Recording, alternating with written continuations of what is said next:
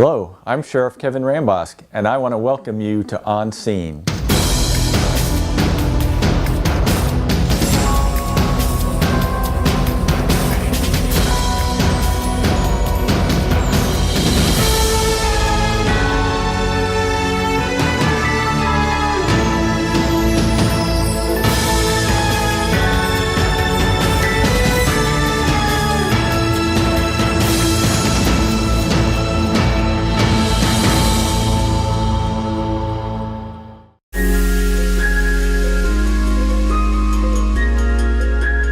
On February 14, 1978, Collier County Sheriff's Office took the first 911 call in Collier County.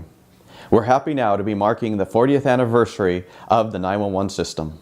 In the early days, there were 1 to 2 dispatchers, depending on the time of day, sitting at a desk with a large radio microphone and a rotary telephone. Today, we have an enhanced 911 system with features such as maps to help us locate wireless callers, software to provide emergency medical dispatch instructions to those in need, and the ability to receive text messages to 911. All of this allowing us to provide the best 911 system to our community. I think you need to be able to take charge of a situation, even if it's uncomfortable, even if it hits home, you've had a situation similar, things like that. You need to make sure that you're in charge because you are the person that is sending the help or getting the information so that the officers can go and help. That's very important. Also need to be compassionate, need to let people understand that you are there for them. Make sure that you send them the help that they need. During the hurricane, we took over 5,000 calls a day, which is 5 times our normal call volume. So it was very busy. The types of calls we were taking were different. People's houses were collapsing. They needed to be evacuated. On a normal day, we do take a lot of medical calls and public assist calls, but this was completely different than our average call volume. So we had a 911 call come in, and with 911 calls you get coordinates, so I kept updating, trying to get a better location. In this scenario, the caller wasn't answering me, so it was an open, silent line. We're trained to ask, if you can hear this, press the button. The caller responded, she did exactly that. I was able to figure out, using the coordinates, that she was inside an apartment complex. I had her type in her unit number, her phone number. We did a quick unit history on that address, so I was able to find out her name, and I had her verify. I was asking very straightforward questions, press 1 for yes, 2 for no. We ended up finding out that she was having a medical emergency and she wasn't able to talk due to her pregnancy. And thankfully, we were able to dispatch fire and EMS and have them stand by until that deputy could make sure that she was safe and the scene was secure for fire and EMS to go in. So she got the help we needed. Computer-aided dispatch makes the call for us run smoother of getting the address, and it gives us kind of a format that we can follow so we're not jumping all over the place. And we're getting into the text 911, which we don't get often, but when we do, it's very helpful. Even the technology when it comes to the language line services, if someone speaks a different language, being able to connect with an interpreter quickly makes the job so much easier. One thing that I like is knowing that I made a difference that day. Someone that called either with a domestic dispute or a drug problem or a child missing, I was the person that they spoke with and I did the best that I can to help them.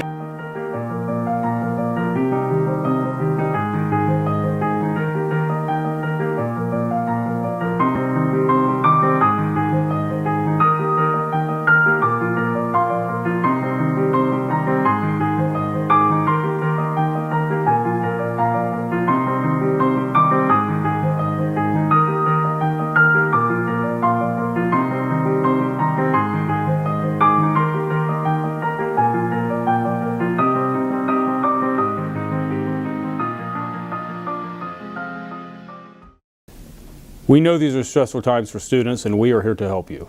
If you need to talk to someone, feel free to reach out to your parents, your youth relations deputy, your teacher, your counselor, or a trusted adult. If you see something suspicious or raises a safety concern, please report it immediately. Don't wait. There are several ways you can report this. Telling your youth relations deputy at your school, submitting a tip via P3 Tips app, calling Crime Stoppers at 1-800-780-8477. In an emergency, always call 911. It is important to know that if you make a threat, even if you intend it as a joke, it can lead to serious consequences, up to and including arrest and jail time. Your families, your teachers, and school administrators are working together to keep your schools and our community as safe as possible.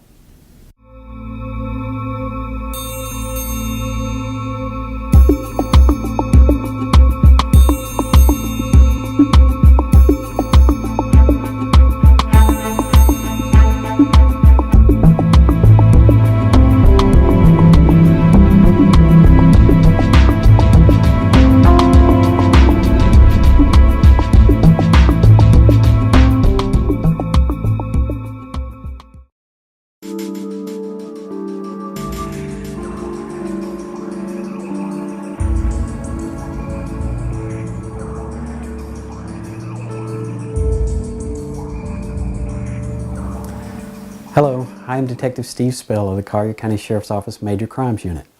On May 4th, 1993 at approximately 10:20 p.m., deputies from the Collier County Sheriff's Office were dispatched to the Long John Silver's restaurant at 975 Pine Ridge Road in North Naples in reference to an armed robbery and shooting in progress.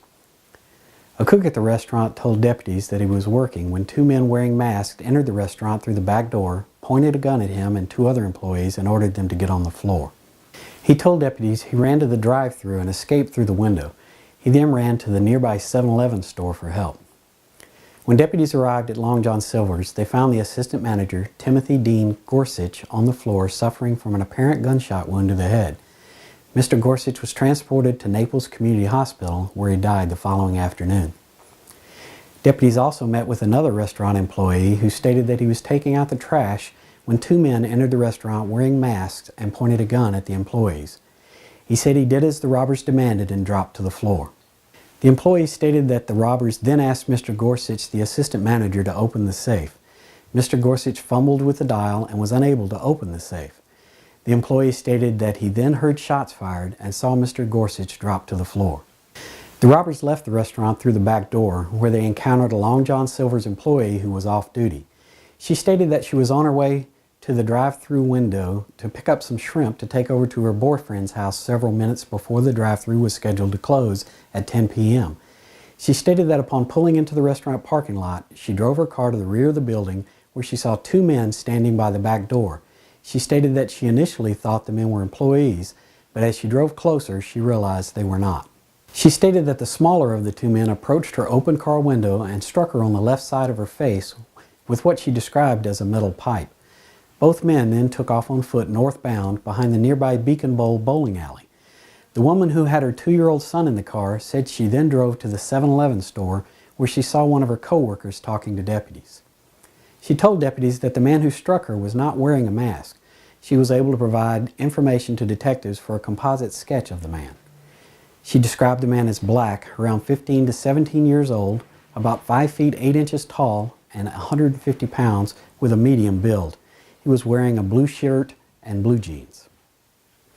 She described the second man as black, approximately 6 foot 1 inches tall, and 250 pounds, with a stocky, muscular build.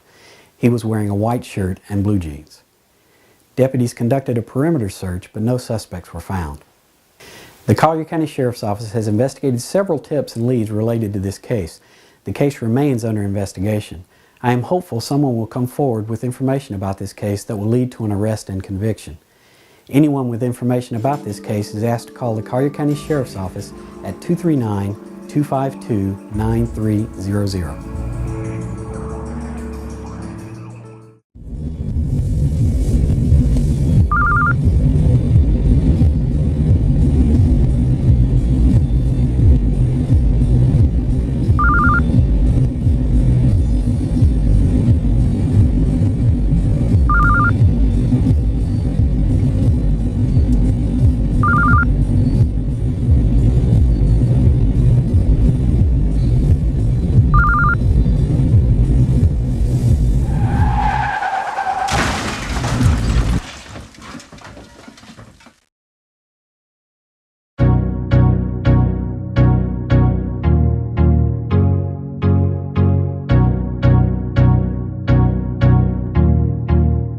Today we're at Pinecrest Elementary School. We're assembling bicycles for the underprivileged youth of Immokalee.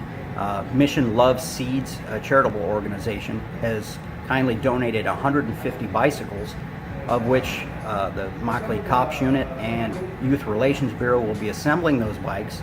And this is the second round. They donated 150 prior to this, which we did, and today we'll be assembling another 150 bikes.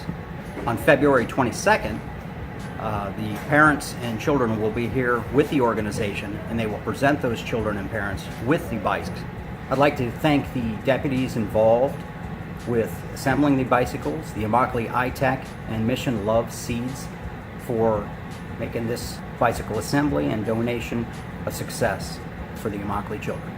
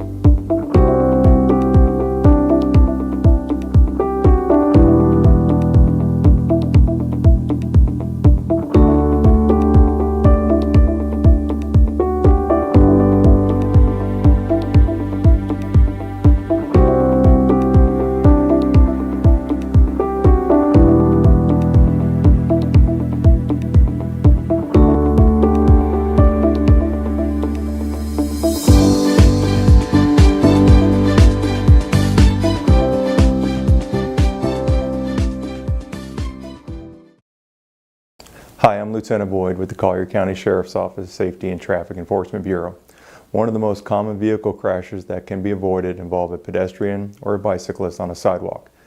These crashes are occurring when a driver is making a right turn onto a divided highway and only is looking to their left, violating the right-of-way of pedestrians or bicyclists on the sidewalk or crosswalk.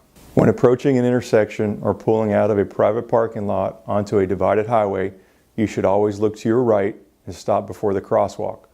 Once the crosswalk is clear, you may look to your left and proceed with caution. Remember that pedestrians and bicyclists have the right of way while on the crosswalk, and you must yield to them at all times. By following these simple safety tips, you can avoid these types of accidents.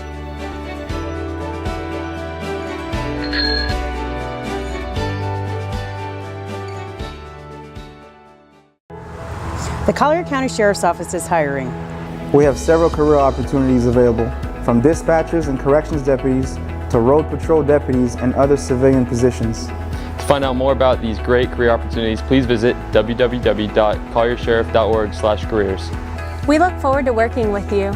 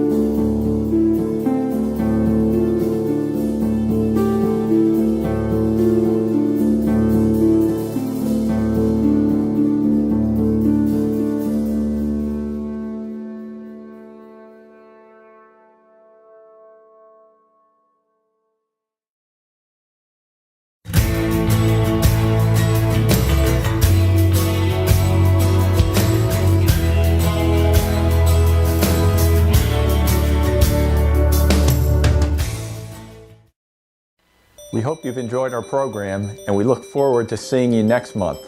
Thank you for being our partner for a safe community.